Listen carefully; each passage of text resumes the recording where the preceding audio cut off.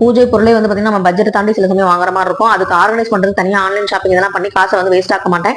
நான் என்ன பண்ணுவேன் அப்படின்னா, பழைய அந்த டப்பா வருது பாத்தீங்களா, அதே மாதிரி ஃப்ரீயா வந்து ஏதாவது டப்பா வருதுன்னா அதுல வந்து நான் கப் சாம்பிராணி இதெல்லாம் போட்டு வச்சுக்குவேன். அதே மாதிரி இந்த மஞ்சத்தூள் டப்பாவும் பாத்தீங்கன்னா ஃப்ரீயா வந்ததுதான். அந்த மஞ்சத்தூள் டப்பாவும் போட்டுட்டு சூடம் வந்து பாத்தீங்கன்னா பஞ்சாமத டப்பால தான் போட்டு வச்சிருப்பேன். இதெல்லாம் வந்து இதுல தான் ஆர்கனைஸ் பண்ணி வச்சிட்டு இருக்கேன் இத்தனை வருஷமாவே.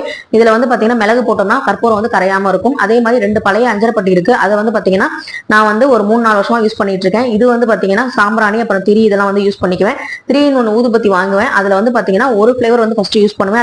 அது தீர்ந்ததுக்கு அப்புறம் தான் அடுத்த ஃபிளேவர் வந்து எடுப்பேன். அதே மாதிரி ஒரு 4 ஊதுபத்தி தான் நான் யூஸ் பண்ணுவேன். அதுக்கு மேல நான் வந்து யூஸ் பண்ண மாட்டேன் பூஜைக்கு. கப் சாம்பிராணி வந்து நான் செவ்வாய் வியாழன் மாதிரிலாம் மற்ற நாள்ல யூஸ் பண்ணுவேன். மற்றபடி வந்து பாத்தீங்கன்னா பால் சாம்பிராணி தான் யூஸ் பண்ணுவேன்.